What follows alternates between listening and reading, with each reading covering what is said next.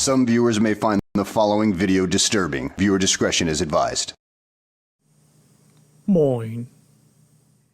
Camera so that I could see myself. Look how rosy my cheeks are, Tim. Look, it's not Jerry. Hello, Nick. Welcome back. People, can you hear Nick? Hello. I guess you can. Can you hear me? Yeah, I'm pretty sure. Jerry's bald. No, he's not bald. Just really tightly tucked back. Yeah. It's like when you're doing your de-aging, you just everything gets tucked behind your ears. Yeah. Yeah, it's to get rid of the wrinkles in the head, you know, you just pull it back really tight. I used to have long hair. I used to have hair right It's like the one episode where Homer is getting very slim and all his excess skin is pulled back He's and just held like together with clothes pegged, doesn't he? At the back? yeah, some kind of rubber bands, which is actually technically true. This is how it works when you're way too have way too much skin on your hand. Oh yeah, completely.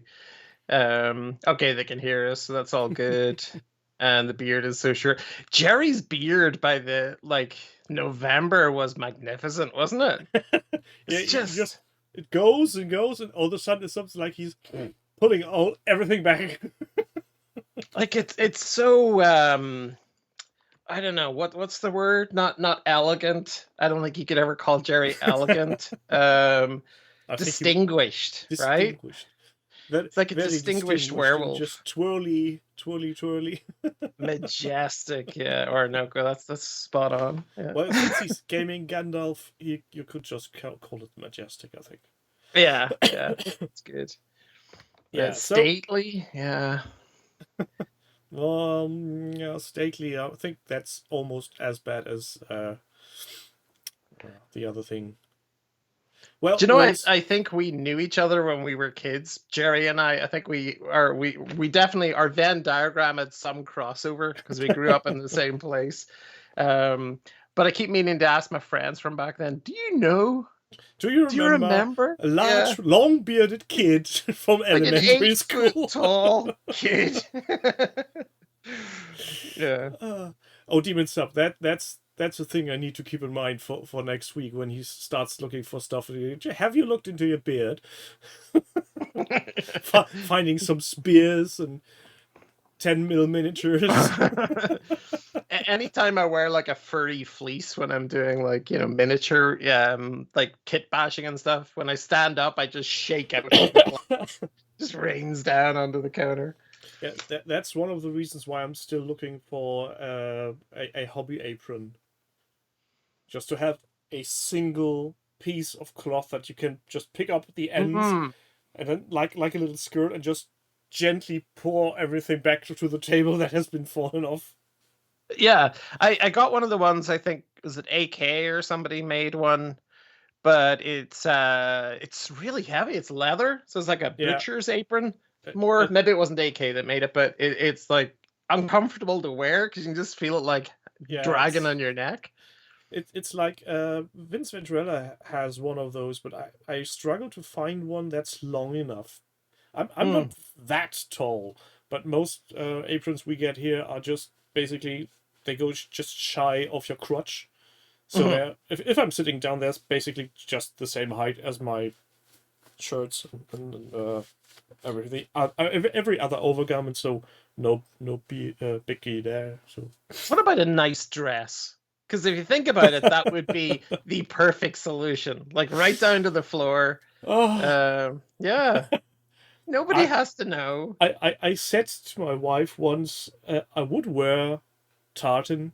I don't have the legs for it. Oh, like a kilt? Yeah, like a kilt. Well, if you think about it, a sporran, you could have all like your, hobby tools and stuff in your sporran and just like lift up a little flap, take out all the bits that you need, pop them back in there. Or like the one from Sesame Street always going sideways. You want to buy some? Huh? Or like Resident Evil. Yeah, that one too. But not as grim, maybe. Oh, I the first time I played Resident Evil 4 and I came around the corner and he was there, I lit him up. I did not have a lot of ammo. And I just like, opened up on that guy, and I felt so bad. I don't think I heard him. I think he's like, was that the one where you start up in this Mexican village? yeah, it's like generic South American or Latin America village, Yeah, and and they're basically just ordinary townsfolk, but weird. yeah, it's kind of got like an Eastern European crossed with Central America vibe. So nobody gets offended because it's just so vague where Yeah. it is, and the language they speak, I think, is made up. I never got very far in that because I just failed miserably. Resident Yeah, Evil 1 and 2 were grand, but after that I just fell off. But yeah, I loved 4. Yeah, I'm a but terrible host. Welcome everybody sitting at home wanting to watch Jerry talk about other people's project. Sorry, Jerry's unwell. I think that was somehow to be expected since he wasn't very well for at least 3 weeks now. And he needs to take care of himself to rest properly, have a lay down, maybe drink a beer less and a coffee more, and watch footy in the horizontal. Maybe that helps. I don't know. I'm no doctor. and yeah, and thank you for calling me in. You set up the gray primer bat signal, and I came a running. Yeah, this is what you get if you come around and say, "Yeah, I'd like to be on." Yeah, I'm taking people on their promises, and it's a terrible trait of mine. No, it's fine. Like literally sitting down to watch. What's the Godzilla series on Apple called? Monarch. Yeah, I was sitting. I had Might pizza. as well. Monarch was up, and I was like, "Here we go!" And then beep, beep, on my phone, and I was like, "Oh shit, bat signal!" And another monster wants your attention. Lumbering into my world. Yeah, no. Stomping all over your tiny toys. I've just realized I'm very YouTuber-y here with my purple background, so I'm gonna just change that to red. There you go. That's better. Well, Give it a bit of Liverpool back there for Jerry. I'm color shifting all the time, so there's that. Oh yeah, you have it on like the sort of blend mode. Those are pretty though. Really nice setup. The funny thing is that's a cheap 6-part set from Aldi back when I think it was €20. And the lighting, the lighting inside yeah. the cabinet, and I just added battery adapters for USB for about I think another tenner, and now they're running off a USB power bank because the bloody things are remote controlled. So unless you take the batteries out, they drain the batteries because they're waiting for anything. But for some odd reason, they're not very into sync. If I turn them off, I turn them on again. Let's go white. They're all white now, and then I go color shift. They start on the same color, but for some odd reason, within minutes, they go out they're of out of sequence. sync. Huh. Which I find is a feature because I like the randomness. Yeah, I have like LED strip lights, you know, the adhesive ones you buy in a roll from wherever. Yeah. They're all behind the units here, and they're like in series, but they just wander off on their own. After maybe 10 minutes or so, you're just like, what is happening? It's like somebody actually said, "Are the cops at your house?" Because it was like alternating red at one point. I was like, I don't think so. Yeah, but I don't know if you saw that we feature. It's like a short video I did on the ladder rack thing from IKEA. Yeah, I did. I think I put it on Instagram or something, but it fits into the Kallax units beautifully, and which this is perfect for minis. Yeah. Kallax has the glass display inserts. Those are grand. James, no, that's one remote for all 6 controllers, and I wish I've thought about adding those AAA adapters a bit earlier. I'm scared to think on how many batteries went through those. So I have different lighting systems here. They're all from the remote controls, all RGB, but the remotes do weird things to the other lights. So they send a signal that when you click red on one, it turns a different set green. So you have to kind of like shield it when you're clicking. Because they're all infrared, they're going wonkers. the generic branded thing that's on top of your remote could be exchanged for anything. So, Yeah. So how did you do over Christmas? Did you get lovely toys? Not so much toys, but basically me and my wife refrained from gifting stuff back and forth again. She wanted a tiny kitchen mixer, so she got herself a nice, pretty mixer that we Nice. just used today to make a lovely sauce for our butter curry chicken. It's awesome apart from the curry, but it's It's just cold curry. There's no curry in, basically. Myself, I got previous prior to Christmas, got the Barroom Brawl Advent Calendar from Mantic. Oh, cool. Which is nice. Oh, I just seen I need to put things back before cats get back in here. And already primed the minis. Now I need to find my mojo Nice. to actually paint them. And I gifted myself something just shortly before what's it called? New Year's Eve. Mhm. Because we have a tradition that my daughter, my wife, and I, we do a bit of Lego to shorten the time to midnight. And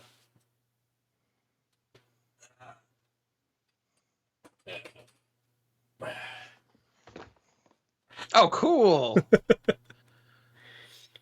Cool. it is the Executor from Star Wars. That's amazing. Like, I remember when Star Wars kits that were that scale, like the ships, they used to be really blocky looking, but that looks fantastic. Well, it has two small Imperial Star Destroyers as escort. Those are tiny. Yeah. About a 32mm base or something. Well, this arrived from Mantic for me, so I'm very happy about that. Oh, I think you've talked about that in The depth on of this Discord. thing. It's kind of ridiculous. That's a big chunk in box. Yeah. Looks good so far. Haven't really dug into it much, but I also treated myself. This is the normal scale Redemptor Dreadnought. So you got yourself a Joy Toy? I got myself a Joy Toy. Oh God! He's still got his packaging nappy on, but I will get that off. But it is absolutely glorious. I think that's a bit too big for a Inquisitor, even. I think. Big as my head. Yeah. Well, that's the scale there. That's the Joy Toy scale. So it's one of their normal Marines. That's what 132. I think they're 118. Something. Yeah. Definitely bigger than 54mm that Inquisitor was. Yeah. I've seen the Eisenhorn miniature twice. There's a shop in New York had one in a cabinet, and Warhammer World has one in Nottingham in the cabinet. I would love one of those Eisenhorn 54mm minis. They're just they so do good. So much print on demand. Why don't they do those? Yeah. Those that I would be could incredible. respect as a collector's item because they're literally not usable in any game. They're just for display. Just put them out there. Yeah, and I think they'd have to sort of pivot a little bit away from their sales approach. At the minute, it's always like, for which game is this miniature, and that wouldn't really fit anywhere on their current website, which is amazing. I've heard their website's amazing. It just, every time I go there, there's a queue, so I haven't seen it yet, but I've heard it's good. The new website, I personally find is dog shit. It's hilarious. I don't know. It just looks like a first day release needing patching, and it never got patched. I'm not sure who said it first, but somewhere I heard it looks like somebody from upper management said, we need a new website that will drive new traffic, and then some poor intern has been tasked with setting up a WordPress. Mm-hmm. That's how it looks like. The sheer fact that the bloody thing can't even remember the country setting you put on your first visit, even if you accept all bloody cookies. Yeah, I think the most frustrating thing for me is the queuing system, which is just any time it gets to a certain amount of traffic, it defaults to queuing, and that's not how modern e-commerce works, or it shouldn't be how a modern e-commerce site works. That's how commerce works if they're too cheap to buy a plan with a hoster that is dynamically adjusting limits. Yeah, absolutely. That kind of sort of robust back end that just is, it doesn't matter how much you throw at it, how many transactions per minute, it can cope. And yeah, it's a painful thing to visit now. Yeah, I haven't even tried Forge World. Is that gone now? Is that just I don't know. absorbed? Couldn't tell you. I was quite annoyed that the actual main URL isn't anymore gamesworkshop.com. It's just Warhammer. Mm-hmm. And technically, the domain Games Workshop DE is still available. It's some kind of parking domain. Sadly, it's owned by Games Workshop. Wow. Otherwise, I might be tempted to just snag it. Yeah. You couldn't do anything with it, of course. No. Like the second you put anything up there to do with the hobby, you'll get a curt email. You could just make a ginormous 404 page saying, yeah, the game you're looking for isn't here. But hey, didn't this 404 load quick? This is how fast HTML can get if you're not doing anything in the background. Yeah, I mean, like reading James's messages in there, just the queue haven't been in place because the back end is so bad. Yeah, it's. I don't know that that's something they can fix because they've clearly built in an architecture that can't support a certain amount of transactions per minute or whatever. So they're you need to upgrade again or live with it. It's Mm-hmm. Somebody didn't. Maybe somebody pushed publish and release to the wrong server, and it was meant to be a technical demo, and then now it's in the wild, and no taking backsies. Yeah, Demon Sub. I was the same. I needed to check a reference pic of a paint job, and I got put in. I think it was like a 10-minute queue at that point. I was like, really? I feel there's enough everywhere else to get it. For checking pictures that are on the shop on Games Workshop, it's usually much faster to go to a local web store, quote unquote, sure, to look for those same pictures. Yeah, absolutely. But I think they've got another big pre-order thing coming up this coming Saturday for Old World, etc. Oh, this is going to be grand. So expect it to be jammed from Friday night through. Yeah, it's going to go kabooey. I don't know. Do you think it's going to be popular? Is it something you've been keeping up to date with?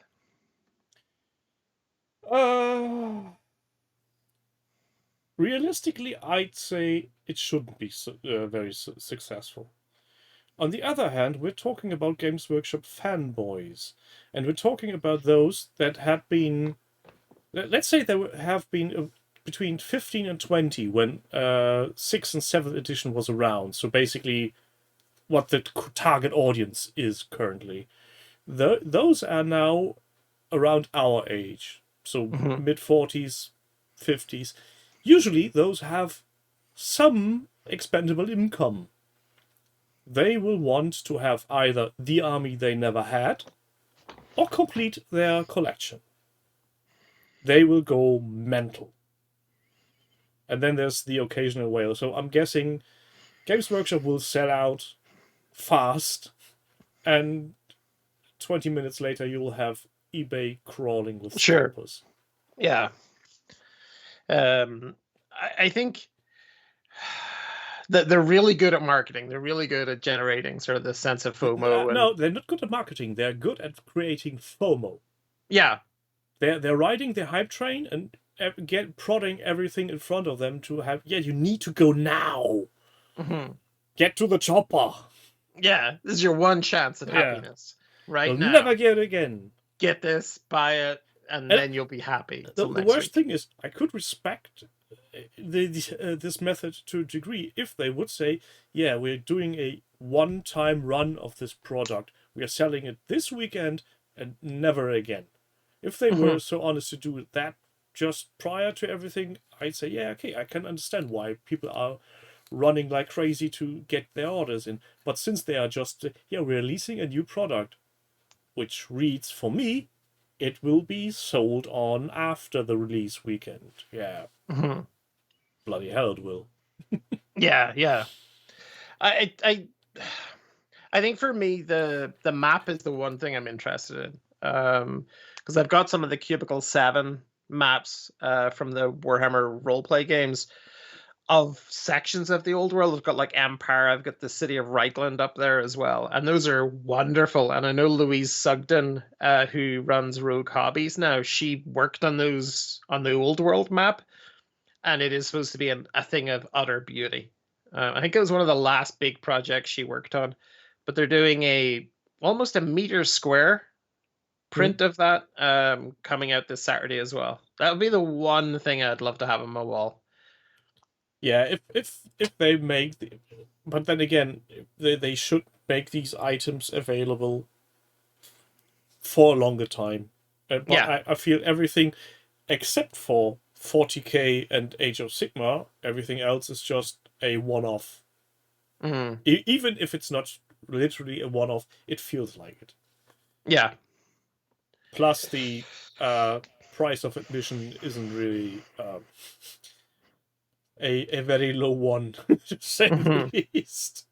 I've seen price rumors floating around for £135 for one of those new boxes. And if you actually would want to start, you need 2 boxes, I think, because there's not enough in one box to make 2 armies. So you're Yeah, because I see Toro saying there are too many books. And I think that's the thing where we've kind of get used to is that one box doing all for the launch. You get a taste of both armies, you get the special edition book, but this is a departure from that. And I think that's going to increase people's sort of FOMO for should I buy that other launch box? Should I get both of that's the them thing. and have a redundant book and then get the other books as well? If you have 2 boxes, you have enough to play with your mate, even if the game goes out of print. But if you only buy one set, you might have someone to play with for a time, but who knows how long. But at the same time, they're doing a reprint of the Battle for MacCready box, which was, I think, one of the interesting releases they did back in the day, because it had a small rulebook with a core rules. So basically, it was a real starter box. Bit of terrain, NIDS, Space Marines, have at it. Yeah. And now they're doing a reprint of that one. Yeah, and the one that I'd love to see, oh, I have it here, Dark Vengeance. That's probably the box I'd love to see them relaunch, because it was kind of similar, but with Chaos Cultists and Dark Angels, and you got the bikes and everything, you got the Deathwing. That one I'd be excited about. I think that would sell a lot. But for me, the Battle for McCrag one just feels a little bit dated now. Yeah, also somebody mentioned, it was a short video on YouTube, that the reprint is missing parts of the Tyranid terrain sprue. So it's not beyond the realms of possibility that this isn't actually a reprint, but there's old stock of those sprues still laying around somewhere. They're just getting shoved into the ether. Yeah, potentially. And especially since the those are the old school Marines, the Trueborn, or whatever you want to call it. So they will be smaller than your Primaris sized. So it's basically just for collecting. It's no use for a modern gamer for 40k. Not cheap though. £90, I think. Okay. It still If I feels like a remember. lot for dated Yeah, stuff. but was the original box much cheaper? I don't think so. Was it? I don't know. With Can't inflation remember. and stuff, it's probably comparable. Yeah, that's plus today £90 are much more easily spent on anything. I think, I mean, James says I'd probably, £40 in 2006. Well, that's almost 17 yeah. years. 18 by No, now. it's not. That's not possible. 2006 is really recently. It's in the 2000s. It's got to be just a few years ago. Like, what? Yeah, we just had the pandemic. Just ignore those. The last version of Space Hulk, I think they could release that really easily and get a lot of sales of that one with the really nice Blood Angels Terminators. I think that would be. I think they could, if they would actually re-release the boxes from back in the day, 1-to-1, just as a collector's item. Rogue Trader, the second edition 40k, I think those would sell well as well. But that would mean they need to invest work, because I don't think anybody is set up for the old format they used to make the cardboard terrain that's in there. Very much doubting that any of the molding is still existent for the monopole scratchings or anything else. Yeah. But those, I think those as a collector's item, just to have that thing sitting on a shelf, somebody may be painting it, that would work. That would work. Battlefield Gothic, for God's sake, why don't they re-release Battlefield Gothic? I know somebody with a sealed box of that, and I don't know. Sealed box, right? And I've been trying to, and they have a Dread Fleet as well, and I've been trying to come up with a way of asking them to give it to me to unbox for my channel, but no. Just hand them a brown envelope. Yeah, I know, but and when they open it to look at the money, there's just a picture of a puppy going, "Please, can I box?" Like, thank you many times on bits of paper. Yeah.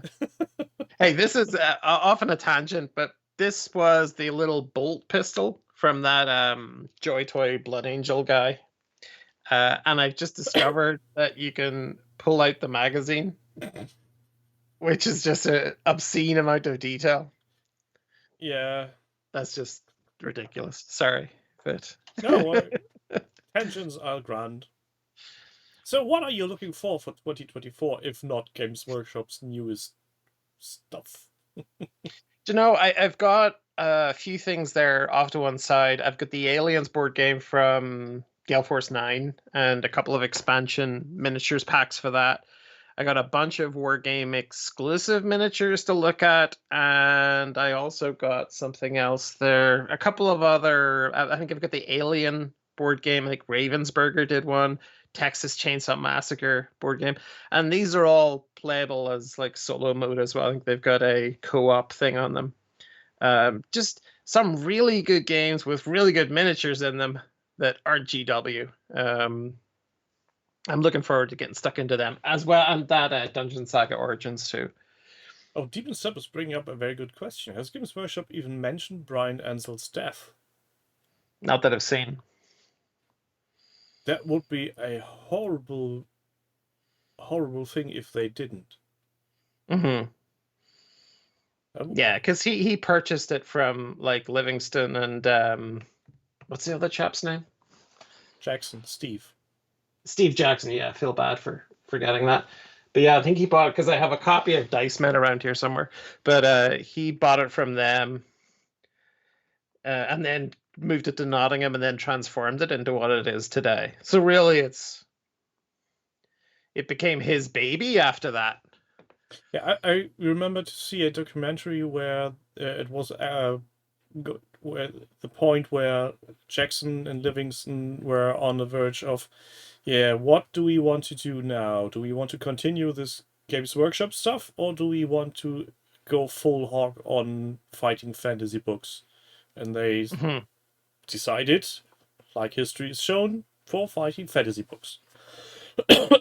Which I think is the best option they could have done. Yeah, because it was very much a mishmash back in those days of different types of miniatures. I think Brian Ansel was behind the sort of the Citadel that's move how well. I understand it. He was owner, co-founder maybe even of Citadel Miniature, and when they just mushed together, Jackson and Livingston took off, and then Games Workshop launched. Because Games Workshop could have gone a totally different way. Because Yeah. back then you would get like a issue of White Dwarf, and there'd be all these different IPs in it. There'd be BattleTech ads. There'd be Call of Cthulhu, Fury of Dracula. Not D&D. forgetting the European license for Dungeons and Dragons. Yeah, which basically was the founding foundation. Mm-hmm. And I think it wasn't until later into the 90s where Brian Ansell sort of started to cement the idea of the IP. Focusing on some games and making... Well, maybe you could say that Games Workshop prior to the leaving of Livingston and Jackson was more a distributor, and after that was a games company. Mm-hmm. So there was a shift in what you call it, business perspective. Yeah, and Tora saying GW nearly became a part of TSR as well, which that would have very different. Gone grand, especially since we all know how TSR went.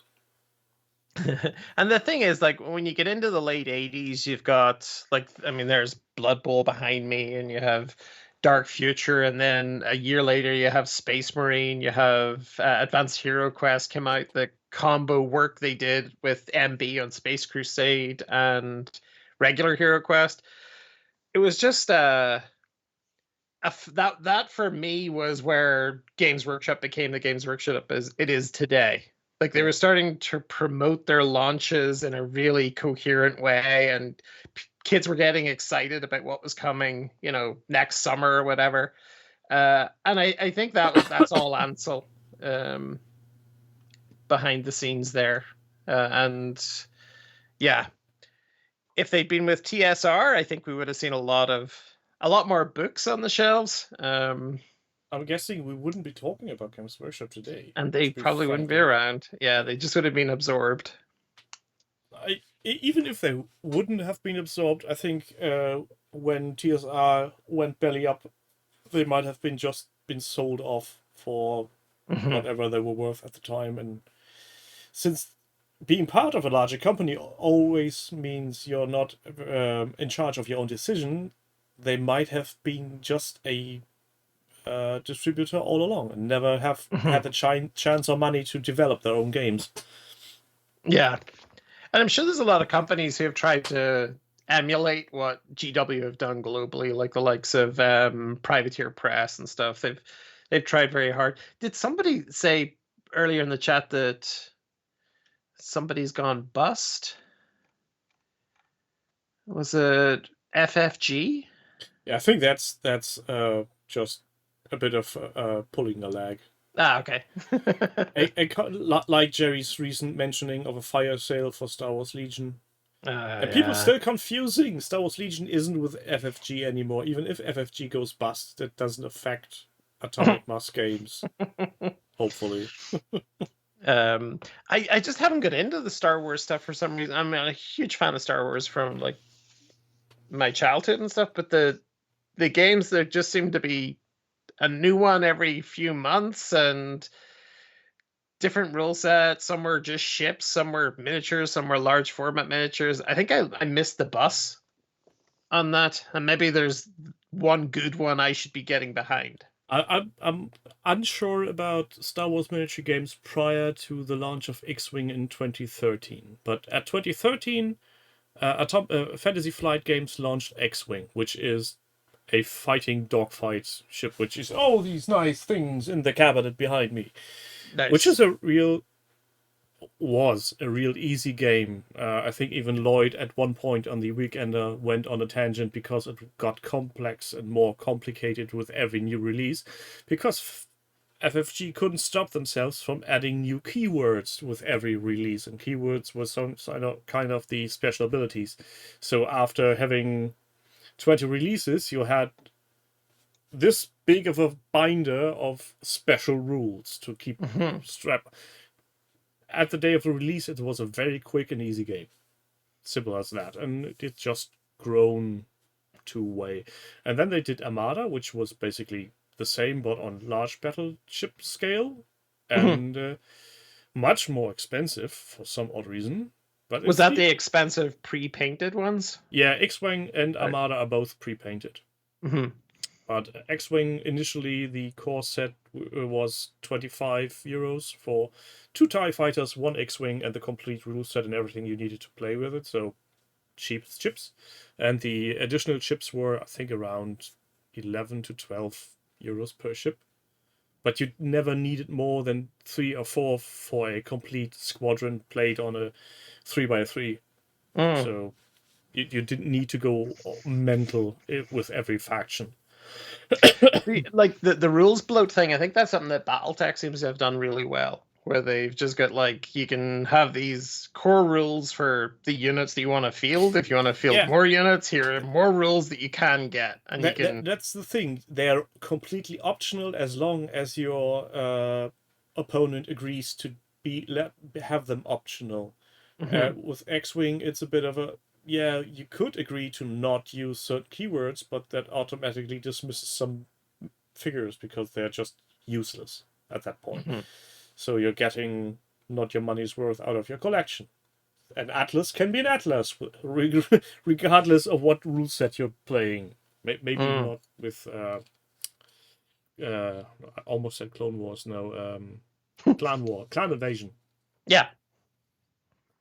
So yeah, and then after those two, there was the board game, Imperial Assault, with a board game with miniatures, and after that came Star Wars Legion, which is, in all intents and purposes, a figure miniature game. Okay. And it's slightly larger scale, isn't it? Yeah, I think it's 32, but also people get the wrong impression because the bases are quite high. They have, for some odd reason, decided they need a 4mm high base. Oh, right, more like a plinth. Yeah. Yeah, it's fitting the movement tools they have. Hold on a sec. We can do a size comparison rather easily. I need to put this aside. So this here in my hand is Din Djarin, also known as the Mandalorian. Okay. And now, to have a point of reference that every fuckwit in the universe is possibly happy to have, this is a old school Space Marine.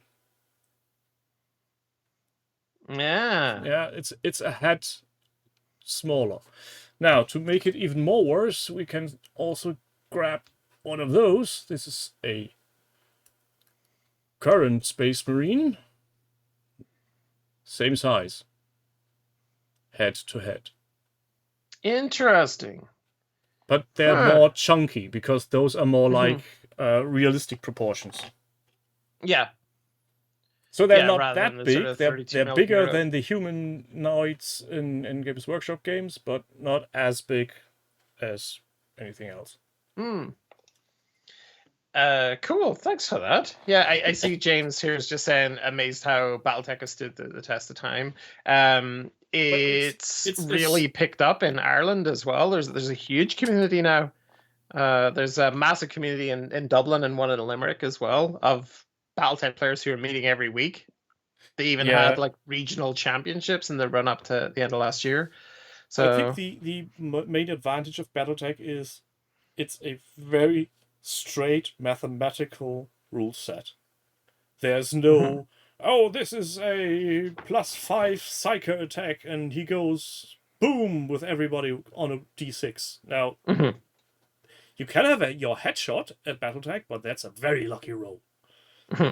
And that's not a secret stash of Space Marines, Mr. Toros. If you look back to OTT and look for pink, purple, sparkly Marines, you'll see a project from them. Because that doesn't show up on the webcam, but they're actually sparkling because I used glitter on all of the miniature. And some decorative stones that made from my daughter's what do you call these handcraft kits they used to make pictures with all shiny stuff. Oh, nice. I'm pretty terrible for going into hobby shops and craft places and just standing there in a daze wondering what I can do with Yeah, those are all of, dangerous. just like Oh, no, polystyrene things and sparkly things, and those miniatures are actually not from the Indomitus box that's still lurking up there unbuilt.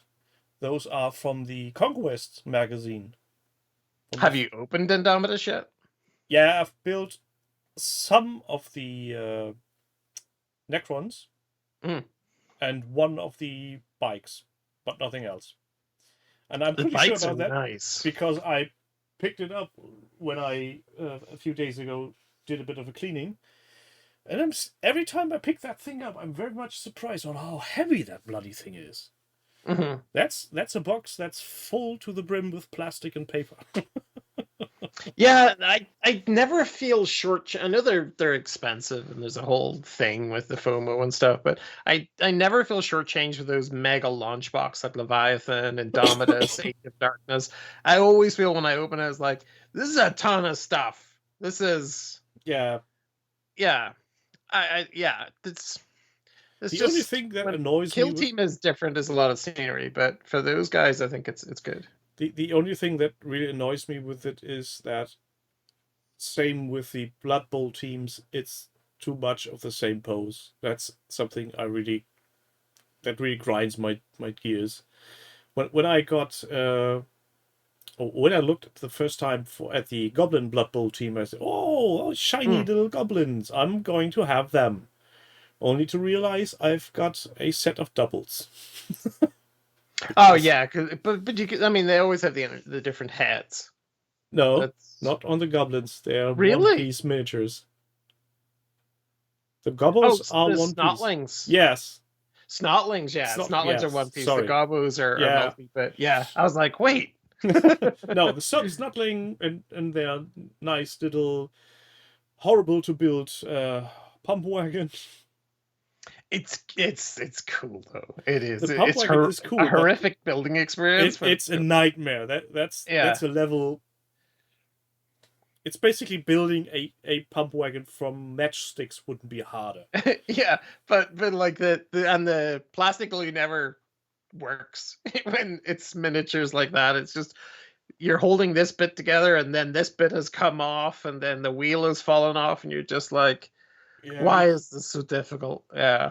I mean, it's such a little set, and the things all interlock in some way or form, but still they won't keep together. It's like, no, we're magnets. We go, boo!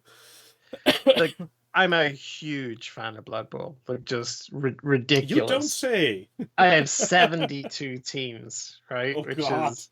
Which I've split into 2 conferences, 12 divisions. They've all got, I designed like the end zone banners for them all and their logos, and it's an obsession.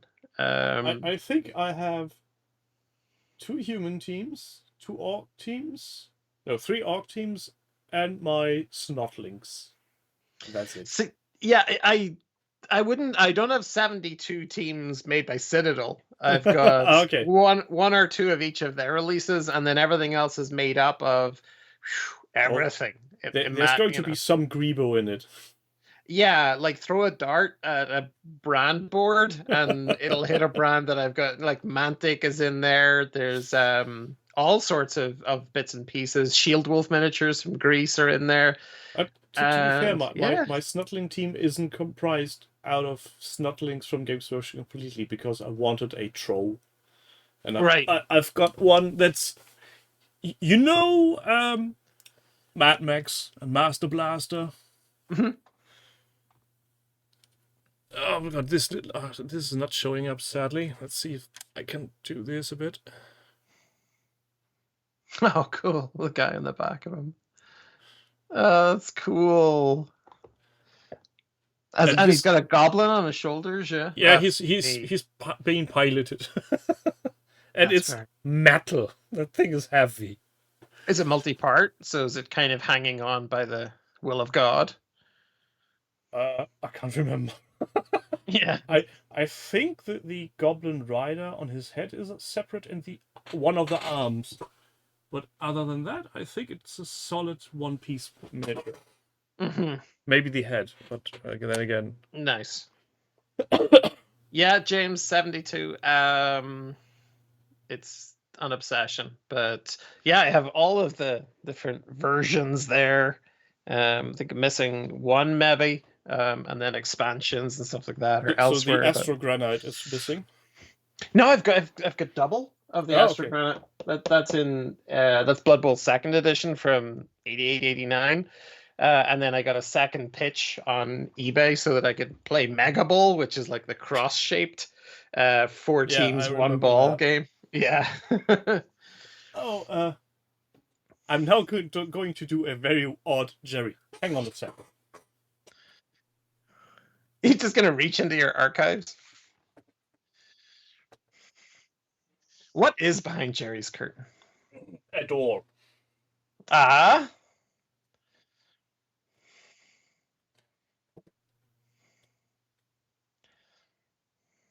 Oh, wow. Did you make that? I did make that. Wow. It's XPS foam. And I'm still having nightmares with all the markings on the bloody field. That is so cool. That was a summer build. That is fantastic. I need that now. Now I need to commission you to make me one. I'll see if I can get the Astro Granite out for you. A rare copy of Star Players there. Some of the best box art for any game, which is just wonderful. And around the side, you can actually see old games that GW used to... Chainsaw Warrior. Yeah. I have an app that's called that. I think Chainsaw Warrior is a one-player game. I don't think it was very good, but it sounded cool. Yeah, and they did make an app ages ago. Yeah. Which was terrible. There's the Astro Granite. So it's that weird compressed polystyrene. Yeah, and actually that was the main inspiration for my board, because the cardboard is all nice to stow away, but having a big board that you could just carry around, it's something different. It makes it look interesting. I mean, you just wouldn't want to be walking down the street with a strong wind, because it'd flip you up in the air. Your one? Yeah, that's a possibility, but it works when putting it in the back of the car. Yeah. It's the only problem with the Astro Granite is that it's 25 mil. So yeah, the bases are getting too big for it. Miniatures are, especially like the orcs, because they have a lot of overhang on their bases. Just wouldn't work. The one I made was also based on the 3rd edition, the blue box. Yeah. So they still fit, but the 4th edition after that is already getting tight. I have one of my teams is made just of Nighthaunt Banshees, whatever they're called, the ones that look like sheets over ghosts that are flying bed sheets. So, and they have these arms which come out and they have like spikes on them. So I made a team just using those, but on a 25 mils grid, you're spending most of the time untangling them from each other, and then you're knocking over the opponent's players, and we're doing a wall. Let's hug each other and then go paint it. Have you painted them as bed sheets? James wants to know. I think that it'd be even cool if you went back to the 80s, 90s nostalgia vibe and did like Superman bed sheets on one of them, and like Star Wars. Release an undead team where the bed sheets actually had a clothesline hanging around with some like socks. A sock. Yeah, I think that's one of the last time I actually thought that's a humorous thing. Good on you, James Workshop. So that is something they have kept consistent in Blood Bowl, and that's why it is my favorite game of all time. It's always taken itself not too seriously. There's always that level of humor, and even when GW became the corporate beast that it is now, it still takes the piss in Blood Bowl. And Blood Bowl is the only game from the old world, as far as I know, that has maintained throughout that connection to the old world. And I think that's mainly because when they more or less abandoned it way back when, and it became a living rulebook, if they now would change it to something of their modern lines, all those people would be up in arms and just leave and not come back and still play their living rulebook, because that hasn't changed. Yeah, I mean, the World Championships didn't stall. They kept on rolling. They didn't care. And when you have like tens of thousands of players like that, you can't suddenly come in and be like, oh, we're back, and we're making this ours. Like, no, that wasn't going to happen. There's still an active community in the Nuffle American Football Association, which I'm still a proud member of. Proud paying member. All my life, I have followed the Blood Bowl thing and accumulated teams. And it was only last year that I realized what Nuffle was. And I'm embarrassed, but I'm not so embarrassed I wouldn't admit it in front of, because it's just me and you here, Tim. But yeah, it was the NFL Nuffle. I only got that last year. Nuffle American Football. I'm so slow, honestly. Praise be Nuffle. Yeah. Well, maybe that's easier for everybody outside English-speaking territories, because NAF is much more closer to NAFL for us than maybe being an I mean, I'm from Northern Ireland, so we say everything weird. But yeah, so that's my excuse. I didn't notice. What? Yeah. With all your flags. The flags. I was just up there actually last week, and yes, I always get that nostalgia kick. And you know that there is a pretty good board gaming and wargaming community still going up there. There's lots of. I've been up to On Tabletop's place in Coleraine, and they're brilliant every Saturday. There's always loads of games going on there, but there's clubs like that all over Northern Ireland, which I love. And I'm not sure it's the same down south here where I live. But what's it like in Germany? Is there that kind of vibrant shop run gaming experience? Yes and no. Thing is, brick and mortar stores are very far and few between, and not all of them really want to afford the extra space to accommodate gaming. So the next city over, Bremen, it's 50 kilometers from here. They have a very nice gaming store that also has a dedicated gaming store, similar to what OTT does. But locally here, there's nothing, since my friend has closed up his shop because it didn't work anymore, and the pandemic was just about to go oomph. Yeah. So he was thinking, yeah, now is as good a time as ever to close shop and sell off the rest.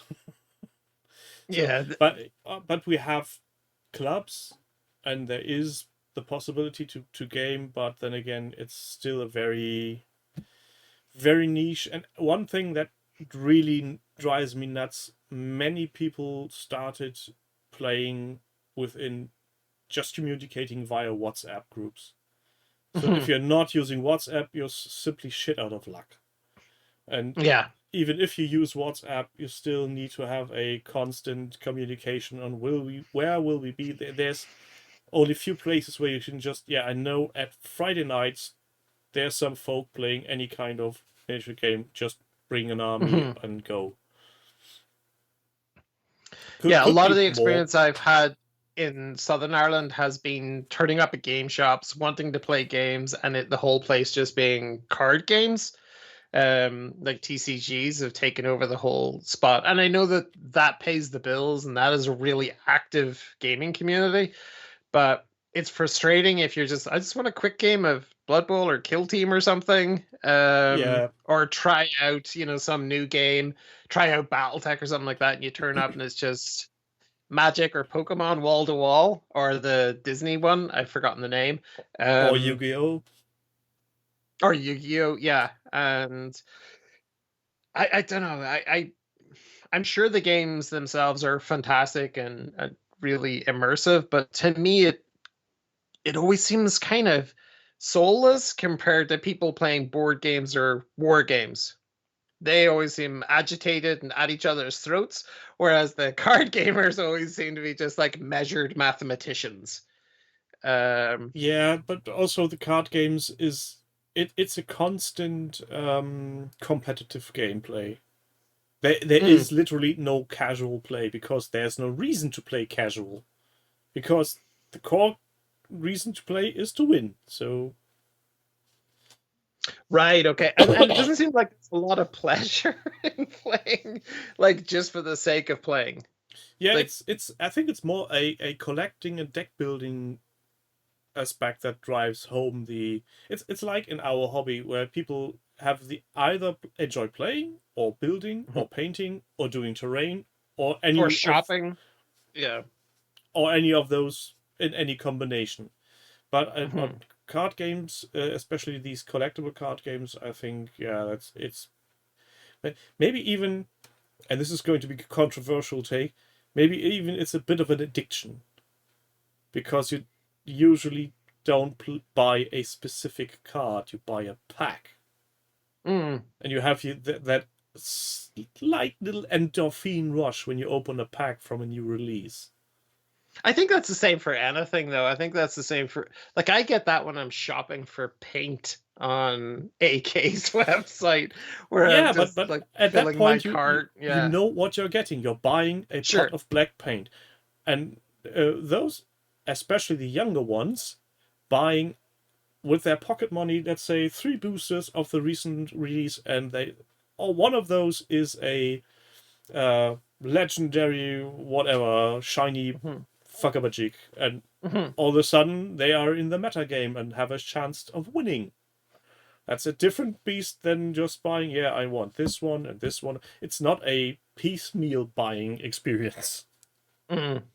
Yeah, I remember I went to Galway to do like a hobby hangout there, and there's a great store there called Dungeons and Donuts, which is the best donuts. They're always like video game or board game themed.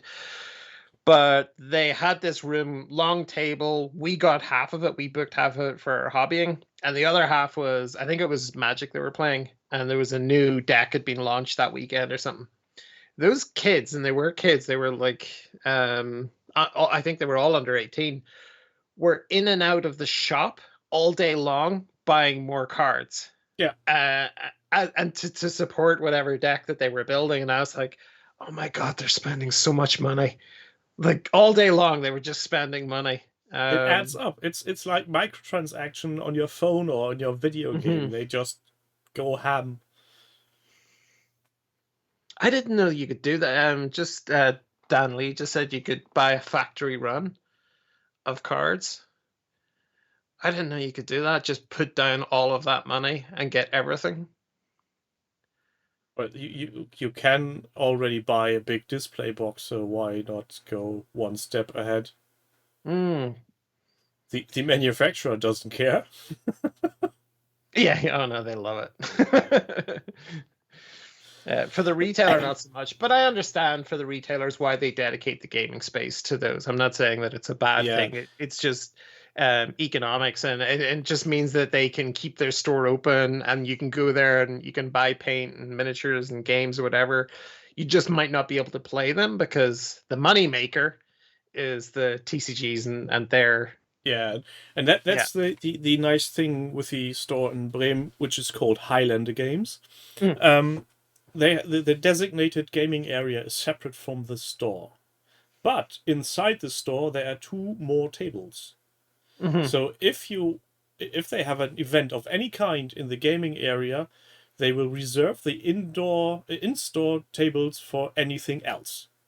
So if there's a role-playing session going on in the area, which you can rent separately if you want for tournaments, everything else will be held in store. If there's a Magic or any other card game going on in that thing, you can sit inside, play a game of Blood Bowl or any other thing you want. And those are windows seats. So basically, people walking across the venue will see you playing inside the store, which is a daft idea. Yeah, that's really good. I think I don't think I've any inclination to try one of those games, but I've seen some of the artwork, and some of the artwork is spectacular. And I know they support a lot of independent artists as well who get commissioned to do art for the cards. So I think that's kind of a cool side of it as well. But no, for me, there's just so much more to the hobby that I do with getting this stuff as gray plastic and then kit bashing it and painting it or whatever, making dioramas. The buying the thing is sort of just the start of the journey for me. Yeah. To get it to where I want. But with the cards, I think you kind of at the end of the journey of opening the pack, getting the endorphin rush, like, oh, cool. Unless you're very much into sorting and categorizing and putting them into catalogs. Yeah. Yeah. But yeah, that's kind of cool. I wanted to ask you if you've any projects actually yourself, if you've got anything, because I'm terrible for adding stuff to the project board because it's such a frictionless experience. It's normally so easy that so what I end up doing is like at the end of a project, I put all of my updates on in one go. Yeah, I usually start with a private project and then add stuff, and when I'm done, I hit publish. Or at least when there's a certain degree of, yeah, this is nice, people will want to look at it.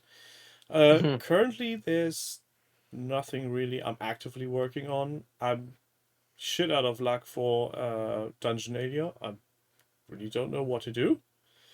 It's like a couple of months still to go on that, though, isn't there? 3, exactly. 3 months? Okay. Which isn't that much in the grand scheme of things. I might grab my old copy of Hero Quest and just start doing those, because those minis are in dire need of paint. But that feels cheap, so... Wait, is that the MB No. Hero Quest? The original... Yeah, the MB... Yeah, GW not the crossover? Hasbro re-release, but the old stuff. Nice. So the plastic, or the cardboard scenery that you folded into the little plastic holders? Yeah, and nice. there's problem number one. One of the tables or the altars is missing the cardboard, so that needs to be remanufactured. And then the miniatures needs to be painted. I got this gifted from someone on OTT, and if I hadn't built such a high stack of stuff on top of it, I would pick up the box and read the note again, but sorry, can't do right now. It was incomplete, but over time I managed to get the miniatures that were missing, and now everything's complete, except for the original box that's lost in time, so I need to manufacture something like that. Maybe that will be my project, not the painting of the miniatures, but doing a nice case where the miniatures fit in and all the tokens have their own little compartment. Nice. Yeah, Demon Sub, I agree. The best version. But did you get the gargoyle, Tim? Yeah. I love that miniature. It's so nice. The miniatures are complete. I even got some orcs and goblins as spares, because I needed, I think, 1 more orc and 2 more goblins, and they just came as a set. So yeah, have at it. Give me those. I'm sick of tired of waiting longer. Better to have too many than not enough. So Hero Quest suffered in the cull that I did. That it's a story that I've heard from a lot of people. The guys on Painting Phase talk about it as well, that at some point, for hobbyists of a certain age, they went up into their parents' attic and got all the boxes and were like, I don't need any of this stuff. And now that's you're crying yourself to sleep.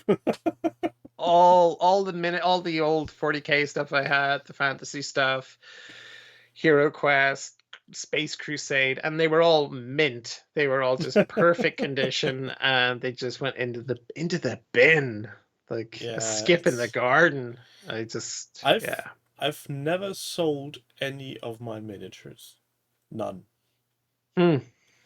I've gifted away my Dark Elder that I collected. Were they part of a 40k box? Can't remember. They've done Dark Eldar in the past for sure. Was there a starter box with Space Marines and Dark Elder inside? I can't. There must have been. I never bought extra Dark Elder. So cheers, Dutch. Those got donated years ago in a Secret Santa on OTT. And the other miniatures I gifted away was Secret Santa this year. Some Plague Marines disguised as Father Christmas. Nice. But every other miniature I ever bought is still with me in this room.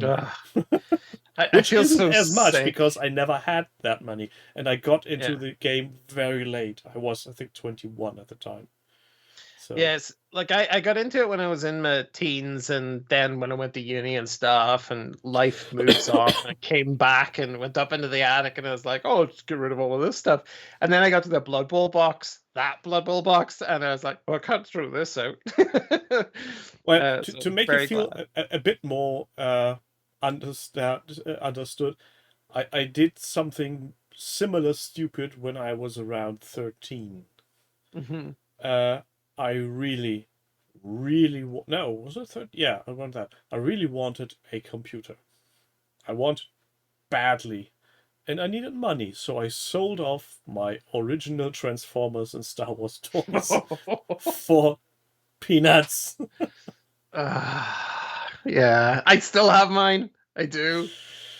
I have Star Wars, Transformers, like first gen stuff. Those are things I really regret selling off. I've rebought some Star Wars stuff, especially when they did the Power of the Force edition ones, because the vehicles are basically the same, so who cares? Yeah, other than that. Dan Lee was saying their 4th edition was Dark Eldar, but also that their mother may have given away their toys. I hope not. Oh God. Oh, that's the most horrible thing to have happen to your toys if somebody else just makes them go away. Oh yeah, Lloyd, that's right. Yeah, Lloyd Warren having gifted away their Star Wars toys to their cousin. I would have run amok. Oh, I would have visited the cousins with an empty bag. That's what I would have done. And left the house to leaving their cries behind me. Yeah, yeah, it's but then again, you would have had to handle your mother at that point and any other members of the family. So.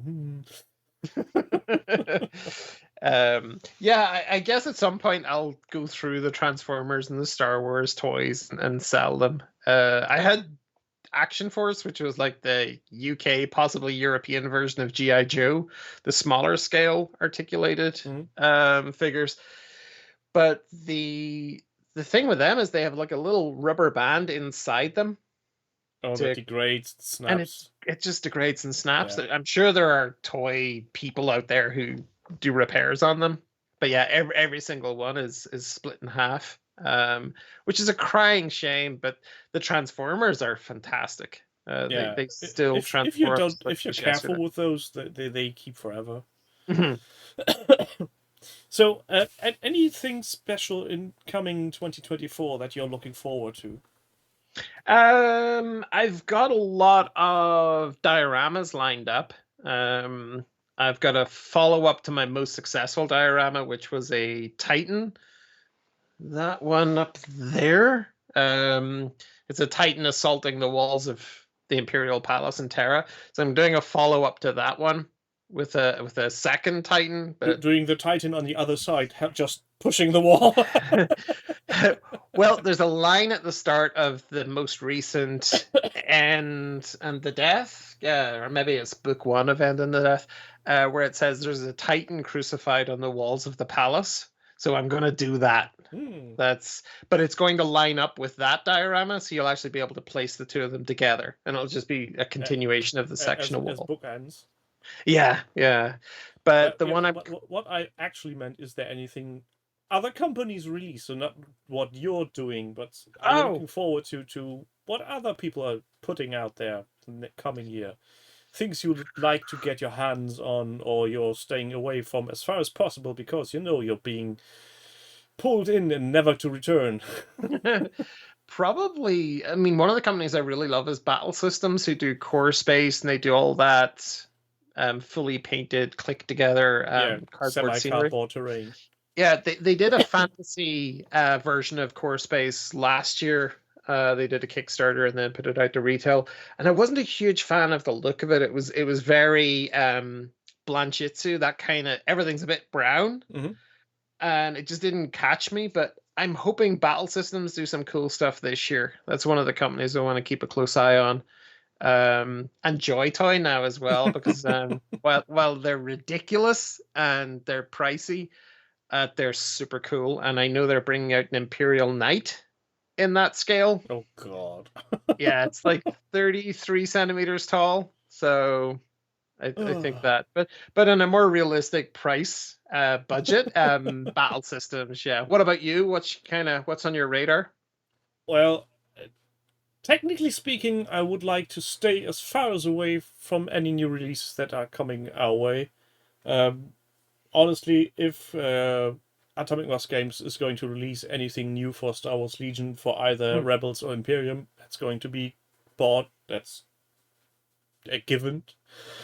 I have bought everything for those two factions since day one, so why stop here? Are you playing it, or are you just displaying? No, I'm playing it. Nice. Display. It's a bit much to display. It's 2 boxes full of stuff, including terrain. So, no, and the only thing I'm really interested in seeing how it's going to develop is some of the fantasy, sci-fi 10 and 6 mil games that are due to this year, which is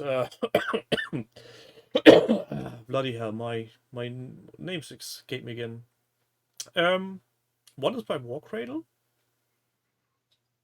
Armored Clash. Oh yeah. And the other one was Epic Warpath. Okay. So, looking forward to see how they compare. The one that is now currently heavily advertised on OTT, which is called Armored. No, it's not Armored Clash. That's the other one. The 3D printed one. What the hell is it called again? I can't remember. A sci-fi one? Yeah, 6 mil, very detailed miniatures. They had the creator. 6 mil? Oh my god. They had the creator on one of the last weekenders. Full spectrum dominance. Yeah, yes, I know the one you mean. Yeah. I really like the design of those miniatures. They really draw me in, but since they're only available as ones and zeros, as Jerry would put it, can't do anything with those. Yeah. I just had not a great experience with FTM printed stuff. I don't like the lines, just really bug me. Yeah, they're print lines so are much horrible. And if you're dealing with 6 mil, jeez, it's going to be like 10 print lines, and that's the miniature complete. I don't think FDM printers actually would work on that scale. No, they wouldn't. They'd be okay probably for some of the scenery, and even that would be annoying because you'd have to be so clever with where, like, you'd have to almost grid the buildings with horizontal lines to obscure the fact there are these horrific print lines on it. No, not for me. I'm excited to see what BattleTech bring out again this year because they've had such a good couple of runs, and I'd love to see better miniatures from them because that's I think that the main gripe for me with them as well. They do have the designs are nice, but the plastic manufacturing is, well, we've seen better. Yeah, I just wish they could be a little bit more dynamic. Expensive. Sure. So there's a trade-off. Yeah, and like the value for money in those monumental Kickstarters they've done, you get more miniatures than you'd be able to paint in your lifetime, I think, in one of those sets. I'll be returning to that fact once my pledge arrives later this year. Yeah. But the cool thing is they're embracing Europe a little bit more now. Catalyst, they're a sponsor for UK Games Expo. Yeah, that's mainly because in the British Isles there's very much big support group, and I think Germany has the second largest active BattleTech community. And they were at Essen last year, 2023. Yeah, and one of the studio heads was touring stores around Essen a week before the actual spiel. So he went in with a set of miniatures from the Kickstarter, showing them off, playing games with people, which is like, I need to go. My people need me. I ran into, is it maybe Randall you're talking about? Yeah. I ran into him at Expo last year, 2023. And we were chatting for a while. We were in the main sort of open gaming hall at Expo. Mm-hmm. And I was just saying to him, like, yeah, you could have this here, and then the main like trade hall, you can have like a big demo area as well. You can have championship games running out here. So his eyes were wide, and it's just great to see them on as sponsors. They're running a big stand at Expo. By Demons Up. They're running a big stand this year as well. So and a few of the Irish lads are going over to demo games there as well. So I think it's just that's really cool for them. I'm really looking forward to the delivery of the pledges because they have a large scale Mac in there. I saw that. Yeah, I saw the images. Did you go all in? Not all in, but I'm getting that. Yeah. So I did a bit more than in the last Kickstarter, but I think it was around $80 or something. Okay, that's not so bad. No, those are reasonable, and the stretch goals are just mental. Yeah, and that was the thing with the Dungeon Saga Origins from Mantic as well. It was when I looked at the receipt from it, which came with the Kickstarter delivery, I was like, is that all I paid for all this stuff? So yeah, really great. Incredibly happy with that. Crispin, I take it you've got yours as well. I'm still to play my first solo game of it, but looking through all the bits, it's I'm really happy with it. But yeah, great value for money. I can really dig that. Where I get hurt is with like Commands Kickstarters, because the website for judging other people's paint jobs. yeah, that one. They have been doing some incredible games. I'm kind of over the Zombicide thing now, but still some really cool games. But it just seems like they're not offering as much on their Kickstarters as they used to. Used to be you'd go all in and you get this incredible batch of minis. Now they're just doing like one price. I think they hit the wall on how to finance the last Kickstarter with a new one. Mm-hmm. So now they need to balance that out. Either way, they could just topple over. And yeah. Speaking of Zombicide, I never cared for that game very much, but there's an Iron Maiden version. Wow. I gotta say, though, this is my favorite Zombicide. And I love the game. I love the movie and the various remakes and stuff. But it's just a really solid, really tight board game experience. They did a Kickstarter for 3 add-ons to Zombicide with Eddie in his various album covers. So there's the Power Slave, and I'm just sitting here going, I never painted a bust. I could, maybe, eventually, potentially.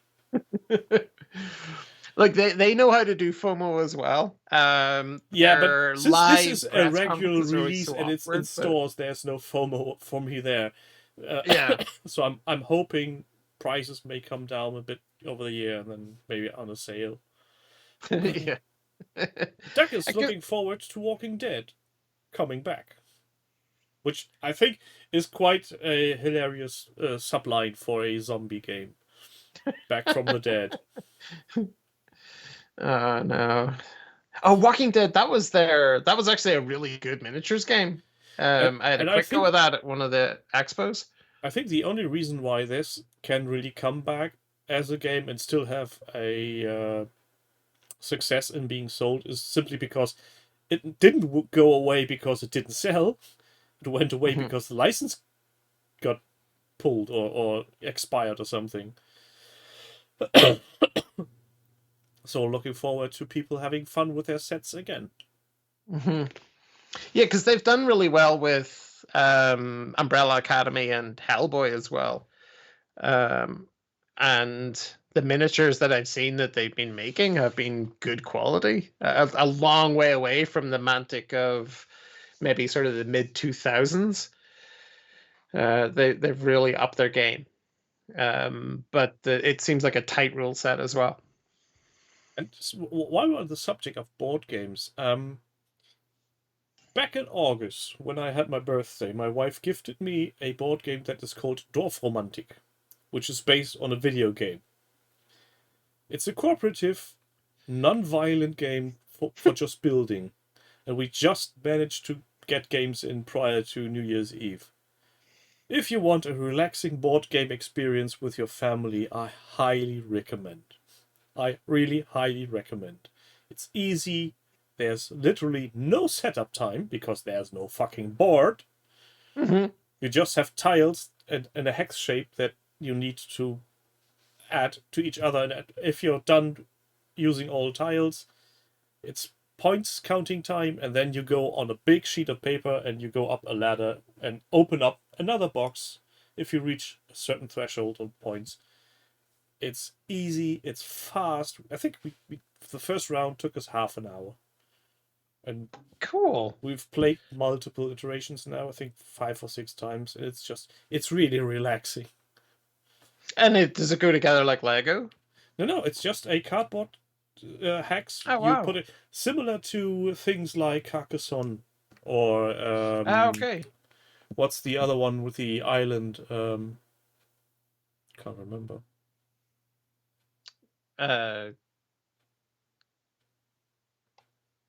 Settlers of Catan. Catan. Okay, yeah.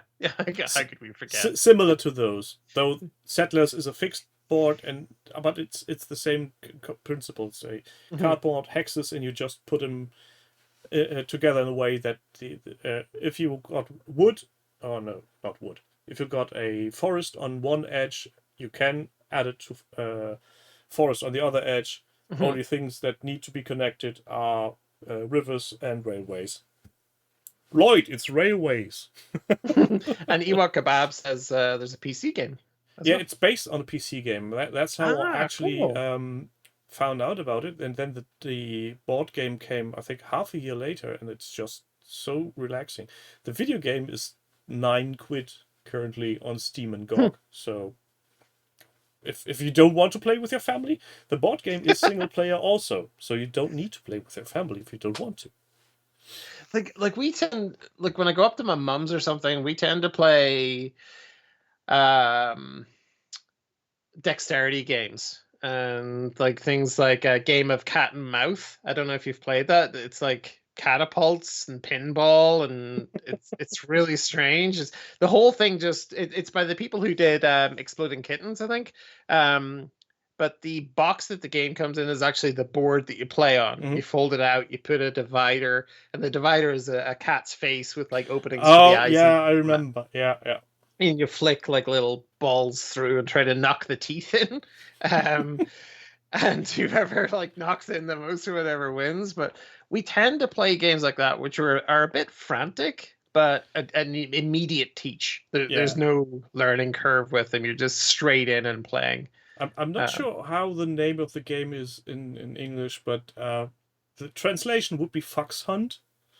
Okay. Which is, you've got a little wooden peg in a color you choose with a long line attached to it.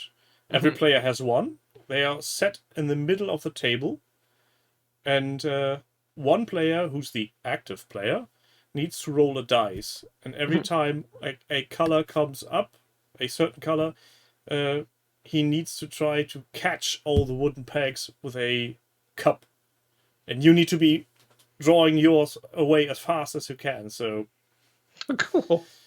That's very frantic. We played that as children way back when. And string snaps fast. And if you're not careful, you're hitting yourself in the head with the peg while pulling back. So maybe not do that drunk. Like, I think 80s and 90s kids board games were always, there was always an element of lethality to them. Oh, They were never 100% safe. you Yeah. remember Hungry Hippo? Yeah, and Kerplunk with the spikes of death. Like, yeah, that was another one. And what was the one with was it Buckaroo? I think you can still buy all these games, which is ridiculous, but yeah, Buckaroo was like a donkey that you put like accessories onto, and Until if it he was, just goes yeah, bonkers. he kicks and then it all goes flying. Yeah, but Lawn darts, yeah, Doug. lawn darts. You're wrong. Who ever thought that would be a bad idea to do? Though I think the most odd and weird games I ever seen, not in person but on a YouTube video, was sometimes in the 50s there was a atomic chemist set in the US for sale containing literal uranium. No. Yes. Okay, it doesn't entirely surprise me, but wow. Yeah, because I just watched Oppenheimer. You know, watch them while they were walking around. They're so cavalier about like, well, just load this in here. She'll be fine. Well, I mean, if you don't know how lethal something is, should you have any respect from it? It's like you can't see it, you can't taste it, you can smell it. It takes some time for it to affect you, but too late. I think if the concentration is enough, you will start to lose your sight quite quickly. Yeah. Things will start to get a bit hazy, but it would be probably a fairly heavy dosage. But what was it that they invented the microwave oven? Was it somebody walked past an emitter with kernels, and it went. They started to pop, and they realized, oh, that I could turn this into a profit. Put a box around this, and people can use it in their homes. I'm sure. Use a Faraday cage and make water go boil. Please but yeah, I do remember like darts as well, even just regular darts. Yeah, being a common gift for kids at Christmas. And it's like, here you go. Here's 6 weapons. Split them evenly amongst yourselves. The worst thing about those were the cheap knockoffs you could win at the fair. Where the actual dartboard was such a high density foam that the cheap plastic darts didn't stick in it, but just get repelled back at you. Yeah. Oh, there's a full-size Hungry Hippo game. Oh my god. How does that look? Do you wear suits? It's not as bad as I thought. You just sit on it and jump up and down. As appealing as your description of it sounds, I'm not clicking that link. Nah, better not. Could be a Games Workshop link. It's funny. Yeah, but I mean, even the stuff that we had back then, the miniatures, like the amount of lead that we were casually playing with was pretty ridiculous. And I don't think they're entirely lead free now. I think they just have like trace elements of lead in the pewter. But back in the 80s and into the 90s, there was a lot of lead in those minis. Some of those miniatures were very flexible, to say the least. And, look, I bent my sword. Oh, no worries. And you hand like a soft metal to a child, and they realize like they can make an indentation with their thumbnail. The next place it's going is in their mouth. Yeah, it's. I think that's one of the reasons why those can't be sold as toys in Germany. Yeah, I think the Joy Toy thing is like 15 plus, probably because less base. As soon as there are parts that could be swallowed by little tiny toddlers, there's a age 12 and up stamp going on. Yeah. And most miniature games have a extra text saying, "This is not a toy. This is for collectors and adult, only 14 plus. Please caution." I think it was one of the early indications that Forge World was blending into the normal Warhammer store, was that we started to see that was like 18 plus or something appearing on some of the miniatures. So yeah. Sorry, I was getting another call on Discord out of the blue there. That totally distracted me. And it came up as Tim, and I was like, Tim, we're talking. Yeah. This is a circle call. Yeah, it's like, what's going on? Are you the real Tim? But yeah, when we started, I think it was like 18 plus or 16 plus or something, we saw in a lot of the miniatures on Warhammer page, and we're like, okay, well, why is it like that? It's not like a lewd miniature, but it was because it was resin. And I think they'd started to pull the stuff across before the big changeover in the website. I think if Games Workshop were ever to go into the actual adult miniatures collection, that would be interesting. But they've dipped their toe, their Slaneshi toe in the past. Yeah, but that's so castrated by now. And even, well, I mean, Rogue Trader, wherever it is, the first edition rulebook, which they've just reprinted and you can buy at Warhammer World and Warhammer Events, it's not exactly PG. Yeah, but that's from way back when. I'm talking about actual interesting miniatures like Brother Win is doing, or Heresy Andy.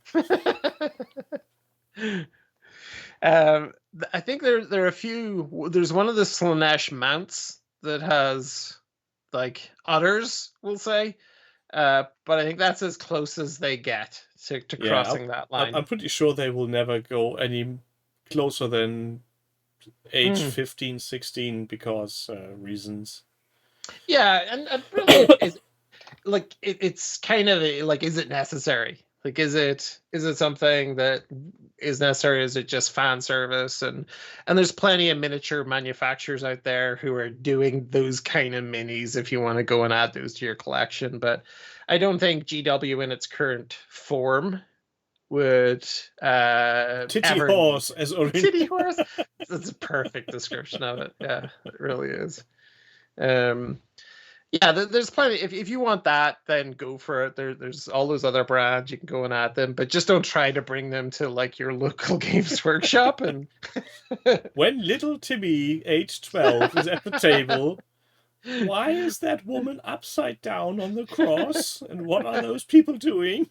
Mummy, what are they playing over there? That's an interesting army. And she's like, what? Why is he using that weird whip on his bum? Aren't they cold, Mummy? Please, sir, can I have some more? No. Thank you. And there's probably some Warhammer stores that'd be like, yeah, sure, whatever. We don't care. A cool thing I saw actually when I was over in Scotland in October was they're starting to run Forge World miniatures in some Warhammer shops. So speaking of miniatures that are not suitable for children, yeah, so they were actually selling resin miniatures on the shelf. And I hadn't seen that before with the Forge World branding on it. So that was kind of cool to see. So I think currently it's only a London store and the Edinburgh store in the UK and Ireland anyway. But I think they're looking to expand that if those are successful. That's kind of cool. Or maybe Forge World is getting folded into Warhammer as well, and then they just close one additional studio.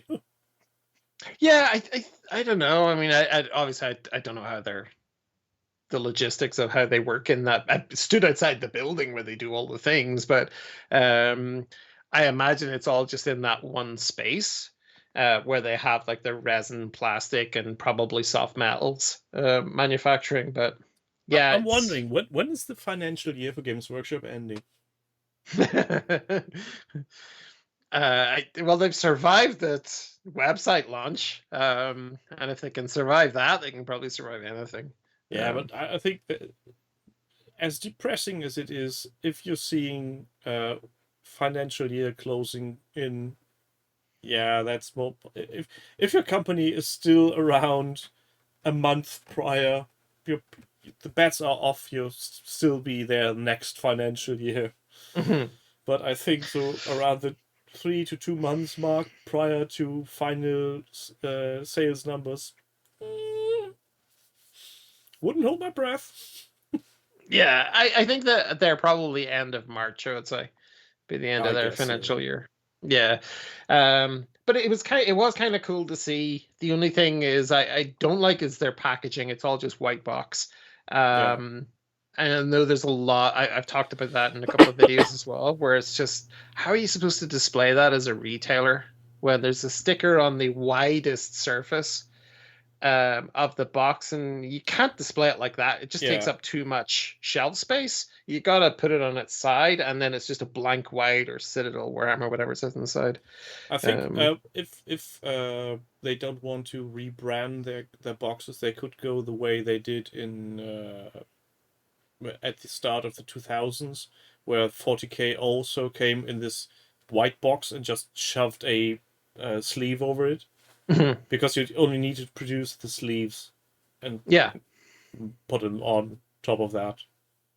Yeah. Or maybe maybe go even cheaper and have a empty box, colorful, in the shelves sitting, and every time somebody wants to buy them, like in the electric stores where you're just picking up this little clip. Oh, sure. Yeah. Here, please have this one. Take this to the counter for the thing. Yeah. That way you would also keep people from stealing your stuff.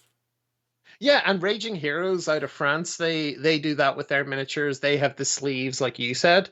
They just have these different size white boxes or gray boxes, and then they have the sleeves which go over and then just have a self-adhesive strip on them.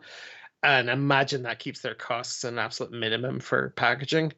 Yeah, because the boxes you can have ample amounts, and you only need to reprint these small sleeves. Yeah. I'm just looking at Doug's message there. All I can see is naked dwarves, naked berserkers, and obscure Lord of the Rings faction. Yeah. Who's that? Ragnarok Miniatures range? I do not know that at all. Oh, they're on Gripping Beast now. Okay. So this is what's coming. What's your highlight of 2023? What has it been? I really wish it wasn't. Honest bones now. I really wish it wasn't Legions Imperialis, but it's Legions Imperialis. They are the cutest things I've ever seen in my life. Those tiny little rhinos, the tiny little marines. I just dig that so much. That is just, I will buy everything relating to Legions Imperialis just for the fact that they're just like, oh my god, holding it in your hand. Yeah, I might have been tempted to go that direction had they done Epic, basically, again. Because I really would like a orc army in that scale, but Horus Heresy, nah, that's not happening. Not for me. Honestly, I think give it time. I mean, it looks to have been ridiculously successful for them. Even all of the add-on kits and stuff have been selling out pretty consistently.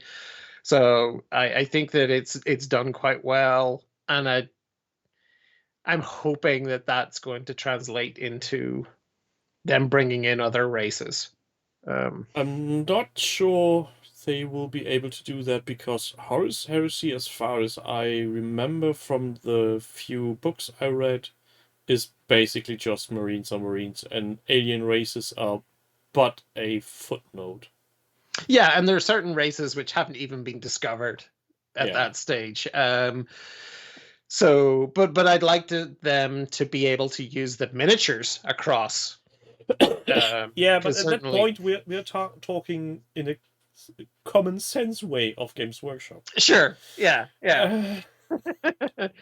But I don't know. I mean, maybe this would just prove that there's a case that there's an interest in the smaller format, and perhaps then they just launch a 40K box with different rules and different whatever. But then again, the bean counters may come in and say, yeah, but if you won't launch that product, sales of 40K will go down and costs will go up, and no, that's not going to happen. That's the reason why I really dislike how Games Workshop is doing business. They're doing it strictly from the business standpoint. There's no hobby aspect to it whatsoever. I think that if that was the case, they wouldn't have released the likes of Kill Team. If they were afraid it was going to pull away from the core 40K game, or Warcry pulling away from Sigmar, I think they're willing to take risks in certain things. Yeah, but the difference is those two boxes work with the same miniatures. There's no extra cost attached. That is true. Yeah. Yeah, that is true. They don't need to make complete new tooling for a additional miniatures range. No. And And for certainly Legion that is Imperialis, they already had some miniatures with Aeronautica and Adeptus Imperialis. Titanicus. Yeah. Yeah. Mhm. So there wasn't that much of a jump. Yeah. I'd still like to see it. I think it would be incredible having something like like, you know, Gorkonauts and Yeah. sort of these incredible Titan battles between Eldar and Orcs and Space Marines. That would be just too cool. Having a large army of Orc tanks fighting off with the Imperial army. Oh my god. Yeah. Some bikers just going from one end to the of the game board to the other, not doing anything but just going wah. Yeah, just hundreds of bikers, like riding hundreds of, off into the sunset. What the fuck would, just happened? That'd be too cool. And I think that's where you could look at things like Dark Future, but they're much more recent versions of that. They did like an orc racing game, didn't they? Speed Freaks. Where you could have Speed Freaks run on that smaller scale, where you don't have to keep lifting tiles and putting them down as you're going through bits of road. You could have the full track laid out. Go more like on the scale of Gaslands. Be utterly epic. In literally sense.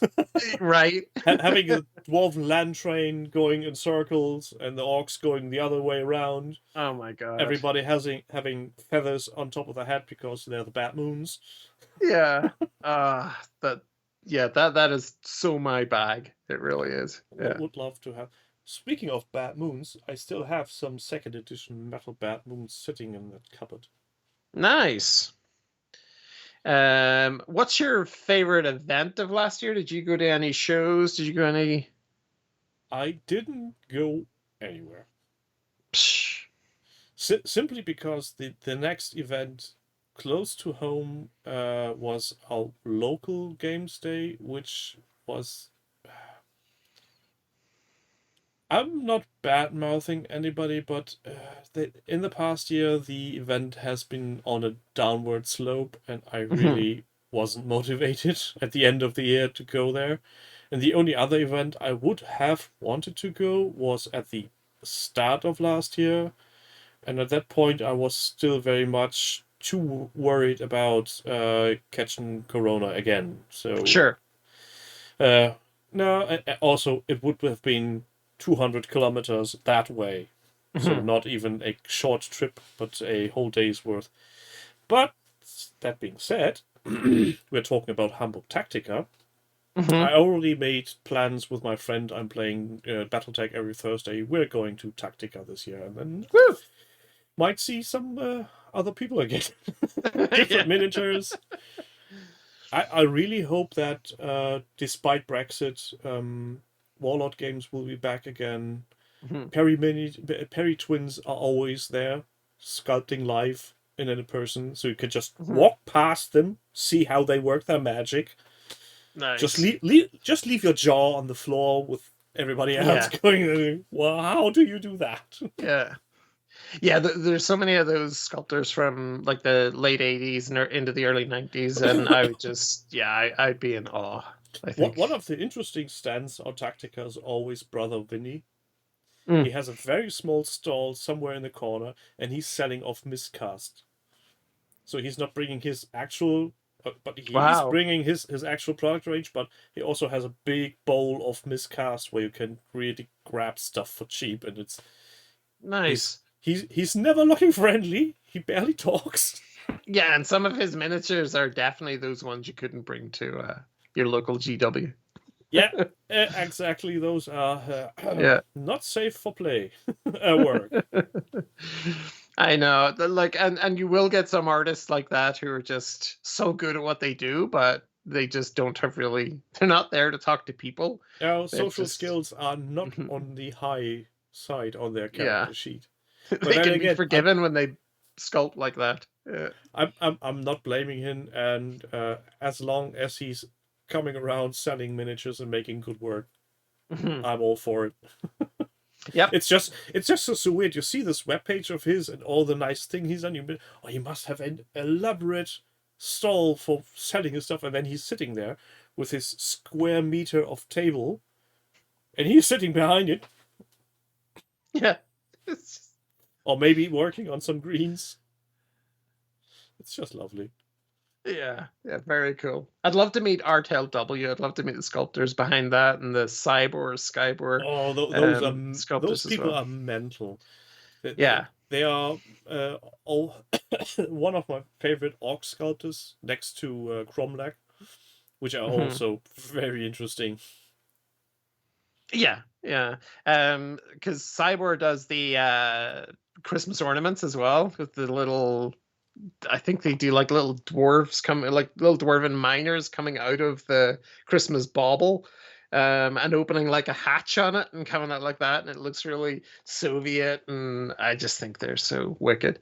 But yeah, Crispin, RTLW, I think they're mostly computer designed. Yeah. I don't know that they do a lot of green stuff, but some of their sculpts just blow me away. Like they do an Eisenhorn Entourage set. I think it's called the Old Team or something like that, and even comes with a Cherubael Demon Host chained up, sort of floating behind. And if I had a spare £100, I'd be all over that. Yeah. Well, speaking of having spare money, if I ever find $500 lying around, I'm going to buy the complete Discworld stuff from what's they called again? Not My Mini Factory. Oh. MicroArt Studios. Thank you, Audioko. Yeah. Those would be. They're utterly beautiful. And they're just. I mean, they're Pratchett's through and through. Yeah. I have a couple of little metal miniatures from that. I have Ook and Death, or maybe Binky just. And maybe I just have Binky, but I don't know who manufactured them. They're very old. They're old. I think MicroArt has done them for the longest time, and they have been sold by them, and also the Discworld Emporium. So, and I've really for a long time now. I have Nanny Ock and Tiffany Aking. Nice. Those I got for my wife and daughter when I last was at Tactica in Hamburg, because MicroArt Studios are at Tactica also. And not only do they give a discount for being at a convention, but if you mail them prior to convention and say, I'm coming, I'd like to order these, you're getting an additional bonus. Oh, wow. And you just need to go up to their store and say, hi, this is my order. I'd like to collect now, please. Cool. I did that with the Daylight Lighting Company. I don't know if you've seen their daylight balanced hobby lights. They do some beautiful lighting. I did that before UK Games Expo, and they were like, cool, yeah, we'll do you a deal. We'll have that stuff. And I turned up at their stand, and they were like, who are you? And I was like, I emailed such and such. And they were like, oh, yeah, maybe they didn't pass that on to us. And I was like, I have money for you for stuff. And they were like, well, we didn't bring that stuff. We have these, though. And I was like, oh, and I just wandered away sad. But I managed to get it. The best hobby store in Ireland here is called Air Hobbies. And I managed to pick up a set at the weekend, and they are wonderful. Yes. Highly recommended. It's always a joy to work with professionals. Yeah. And that was the thing, because their product is incredible, but they just didn't have the ones that I'd ordered. Someone at social media fucked up. Yeah. Someone got excited and forgot to pass it on. Yeah. Or maybe he passed it on, and then somebody at whoever was responsible for packing up things to sell missed the memo. Yeah. In any company, there's multiple points of failure, so why should that be different? Yeah, I know. But still. Anyway, I got it in the end, 6 months later. and it is just as good as I thought it was. Well, 6 months compared to some of the Kickstarter delivery times, that's nothing. Yeah, that's the funny thing about like the command ones that I've ordered in the past, like Cthulhu and Bloodborne. By the time they actually arrive at the house, I'm over them. Yeah. I like I was excited that year, but 2 years later when it shows up, I'm like, eh. Yeah, that's why I'm still only backing stuff that's either so local and has such a close deadline that I know I will be still excited for them. Example, Dunkeldorf miniatures. Lovely stuff. Yeah. Or it's something that I know, when it finally arrives, I'm still going to be very happy to have it, like Battletech. Yeah. Because it's kind of like consistent in your life. That's not going to age very well or No. badly. Yeah. And nobody is getting this before me because Sure. I know from the last Kickstarter, Catalyst is true to the word, and they just deliver to the backers first. Yeah. Cool. I'm excited anyway to see Catalyst at the expo in June to see if they bring any, event exclusives and stuff, and to see sort of what their stand is like. But I shall take photos and share them with you. Share them in the Discord. That will be nice. I'm going to guess if John is there, he's going to be there at some point of time, looking at miniatures, grabbing stuff potentially. I'm trying to think if I'm not sure if John was at Expo last year. I think it was. So. I think it was Ben, Justin, Warren, Lloyd, Jerry, and Lloyd. Yeah, I don't think John was there. I think John was probably running the shop. Also there, but I'm not sure about that. Yeah, I think I saw Shay actually. And if you ever want to hang out with those guys, it's the perfect place to do it. It really is. Yeah, if only there weren't such things as travel costs. I know. I mean, once you're there at Birmingham Airport, it is the handiest event to get to in the world. It is like there's a 90-second free shuttle that's right there. It takes you straight into the event. Yeah, I just need to know where the bar is, and I'll meet up with Jerry and everything. They'll sort it out. Yeah. My experience with them, though, is by the end of each day, they're so wrecked because they do not get a minute. Yeah, I don't know if there's much drinking done during the weekend, but you never know. I think Jerry will find time for his beer. I'd be surprised if not. Certainly no shortage of options in Birmingham, so there you go. But yes. As far as I remember from my visits to England, even though they are 30 years apart, there's no shortage of pubs in any capacity. Oh yeah, it's like Ireland. That's it. You go to a small town in Ireland and you've got a pub facing a pub and then maybe 3 houses, and one of those houses has a post office in it during the week. That's it. That's the entire town. But yeah. Well, we have those towns here as well, but I don't need to go there because I've got a pub next door. Nice. Dangerous, but nice. Yeah. Yeah, not so dangerous because I'm a cheap person. I'm usually not going outside for booze because it's cheap to drink home. Nice. Cool. Yeah, well that's kind of my next thing up is going to be one of the expos. There's one down in Cork, I think, at the end of this month, so I might go down to that. But and then plan a couple of trips up on Tabletop because it's only a train ride away. Well, that's a very vague description, depending on how trains work. Yeah, it's not so bad. Yeah, I'd say you would be from door to door, maybe 4 hours. Walking into the shop in Coleraine and 4 hours would take me either to Berlin, Frankfurt, or Amsterdam. In Ireland, you run out of country quite quickly. Yeah, it's really odd if you've never been to a place and you just know countries from Google Maps or something. There's no perspective for being personally somewhere, but that if you start taking measurements and go, oh, This is much smaller than I expected it to be. Yeah, I used to live in the Isle of Man, which is ridiculous. It's like 12 miles across. I think 40 miles from top to toe. But once you've been there for a while, you start to get a different perspective of You like, have walked around the island several you walk times. around the island, yeah. But if you're going to the top of the island, you're like, ooh, better take a wee pack of lunch there with me. It's a journey.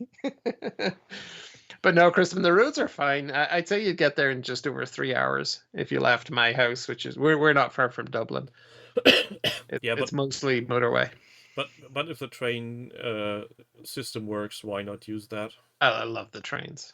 You don't need to look for a parking spot. You don't get fined for driving intoxicated. Ireland is small enough that's completely pedestrianized. Yeah, it's all just walking around. No motorways, just paved. Well, given the fact that oil is getting more and more expensive, walking is healthy. And cheaper. Well, at the minute you'd need a canoe in Ireland. I think in Germany is the same. Yep, especially in front of our door currently. So let's see how that works out the next few days. For the next 5 days at least, there's a ban on certain roads because they're totally wet. Wow. Yeah, things get bad here, but I mean, Ireland is well accustomed to rain.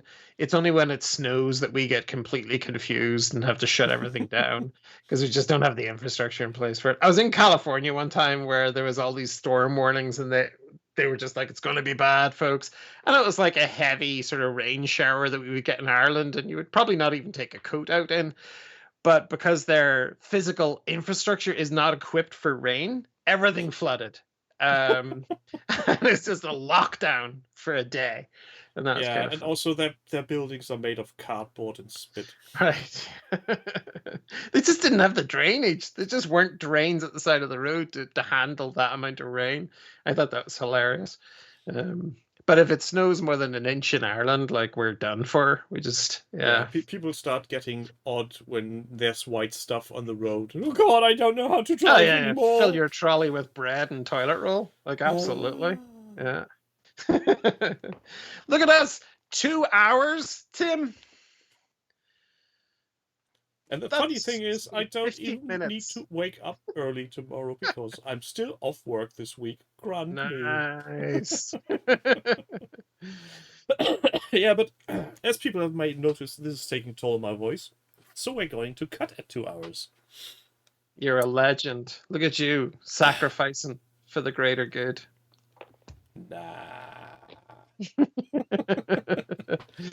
Let me just say thank you to everybody in the audience who has stuck with us so far, all three of you. Thank you, folks. Thanks, Nick, for being a sport and jumping in on a short notice. Anytime. Jerry, get well. I know you won't see this on YouTube because you don't give in to terrorists, which is fine.